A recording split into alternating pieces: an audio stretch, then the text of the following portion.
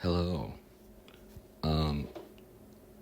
This is going to be our first game review on this channel. How exciting, right?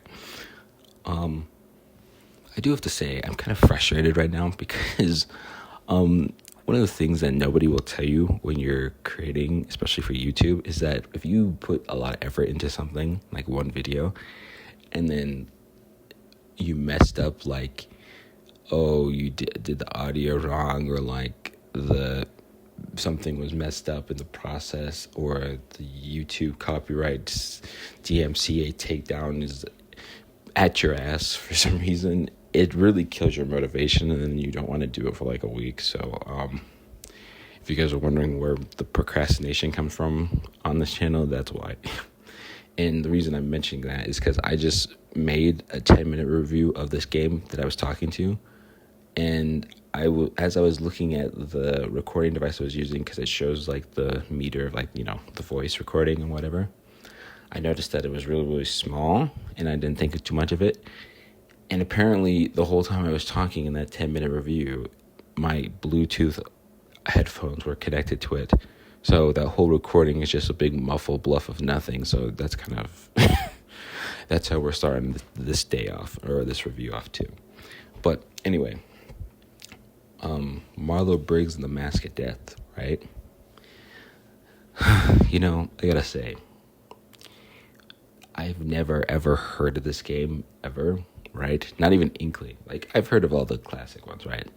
Resident Evil, Last of Us, even all these indie games like that. Like, I see these YouTubers play. Because I'm a big pop culture junkie, so I'm very aware of a lot of things that have been created and all the different factions. But this game was totally off my radar, and making Steam one of the primary websites that I visit most of the time, because I just recall, like, in an attempt to pursue my aspirations with the Occupy Hollywood network, right? I really want to go back to playing video games again, because I remember video games were such a big part of my childhood and my adolescence. And, being an adult, right? Lame. Really just sucks the life out of you. Not saying you shouldn't be responsible and all this stuff and have your priorities straight, which obviously I do. But it's just like, man, I want to go back to playing like Pokemon Sapphire and like Sonic's Adventure 2 and like all these cool games like Jack Dexter. And so I figured with starting upload gameplays on this channel, I want to start with like games that nobody really knows, and then progressively get to more popular games, and then start the different arcs. And also, if anyone didn't catch on, I do have a gaming schedule and a video schedule, like a normal video schedule that I will be uploading, and it will be like prefaced, and like it'll be like the first like pop-up that happens in each video. But right now I haven't gotten it put together, so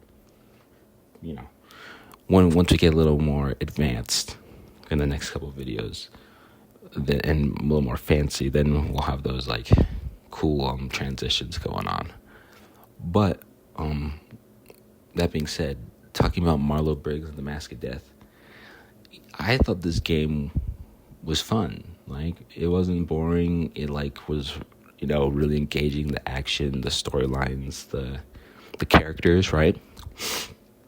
And I keep thinking to myself, Hollywood, in all these different creative studios, the gaming studios, movie studios, comic book studios, you name it, they have such a hard time like trying to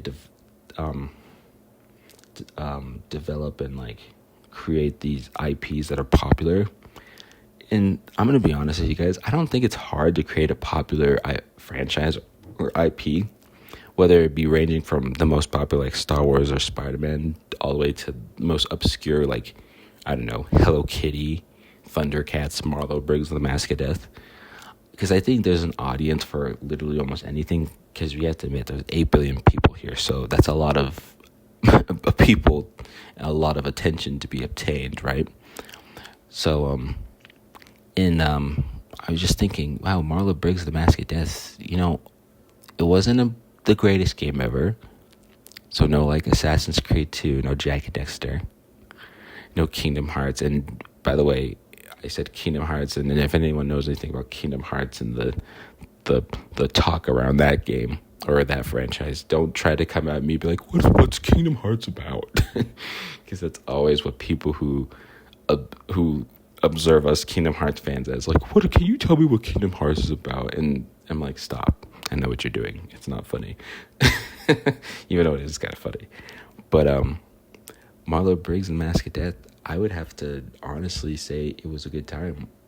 In the last review, the one that didn't even record right, I said that it would be, this game is like as good as like like there'll be like a superhero movie or like a movie that comes out in theaters, and then they'll make a video game that comes out right after. They don't really do that anymore, but like they used to really do that in the 2000s and something in the 2010s. It was a really popular thing. But the games were always like these like crappy, just like obsolete, like nothing burger games. But I would say Marlow Briggs and Mask of Death was a fun time because like it's really engaging. And now if I had to rate it, right, what would I rate it? I would probably say I would rate it like, well, I can't say 10 out of 10, obviously. Wouldn't say a 1 out of 10. 5 out of 10 still seems very unfair. Because it's when I think 5 out of 10, I think like I wouldn't recommend playing this game. But like, let's think. Because I imagine most games would fall under 7 out of 10 or 8 out of 10. And I mean, do I want to give it a 7 out of 10 or a 6 out of 10? Because it's definitely nothing compared to like very, very like really awesome AAA games. Even though AAA games are like totally like dog water these days. Maybe a 6 out of 10, because 6 out of 10. Well, when I think 6 out of 10, I think you should play this game. And I don't even remember what the price point of this was when I bought it on Steam, but I don't think it's any more than $5 or $10. I mean, $15, that might be pushing it, but like either way, that's still cheaper. It's not like a $60 game. But I think I don't remember how much I bought this for, but I think I got this game for very, very cheap. And I remember in this game, what are some of the best parts? The best part, well, I do like the characters and their designs. I think the voice acting was really, really good. There were so many times, and there's the Mask of Death, which is like has this very like Caribbean or Jamaican accent to him. He's kind of funny, but like there was so many times where I died, and I was just like, and then the mask would always like comment on it, and he's like, haha, you died, and all this other stuff, and I'm like, dude, listen. And then me being as calm and collected as I was, I never thought I would ever get mad, but I was like, oh my gosh, my gamer rage is coming out. I'm gonna freaking break this screen. And no, I wasn't really gonna break the screen because obviously I have way more self-control and discipline than that. But now I'm starting to realize maybe this is what a lot of those gamers that freak out and like destroy all their stuff feel when they keep dying repeatedly, because there's no way they're like, yeah. And so, but there was one thing that was really weird about this game. So in this game, there's, I don't remember his name. It was a Mao or something, the guy who's the villain, and then there's Marlow Briggs, obviously the protagonist. He had like a Hispanic girl that was working with him, and she was like one of the bad guys, and we were chasing her. There was one really weird transition, and it had to have been a glitch in the game, because I was going to look it up to see if like other gameplays had this cutscene, because I suspected there was a cutscene that I didn't see, that I definitely didn't skip, because I wouldn't know if I skipped it or anything. But at what point you're chasing this girl who's like the main bad guy's like goon, and like you're chasing her, and then eventually she like turns to the good side, right? And then at one point you just find her like dead on the ground, and you can't like interact with her or anything, and then you just have to leave her, and then she's just out of the game.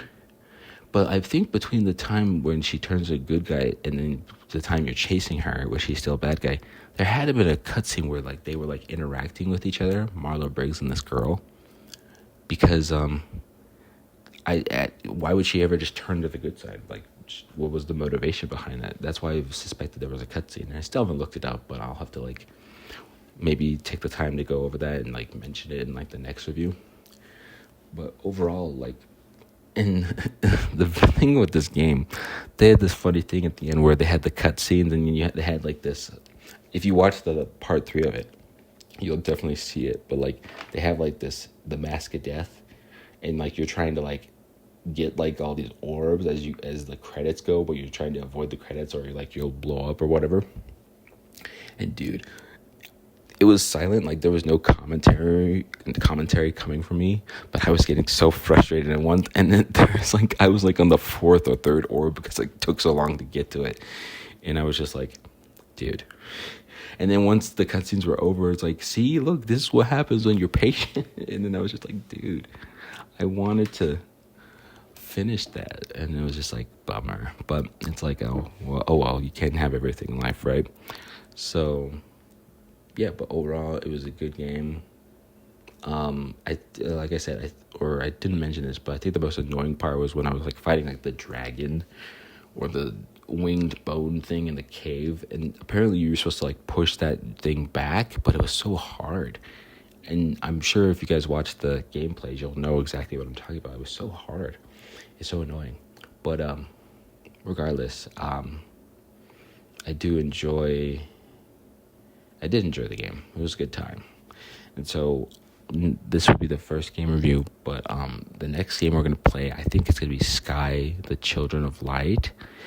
A lot of these games that I'm first playing on this channel are really quick. They're like, because all of the games that are part of this gameplay series, they're all story mode games, so they all have campaigns and whatever. And I think Marlow Briggs only had like 6.5 hours, but I think Sky Children of Light only has like 5 hours or whatever.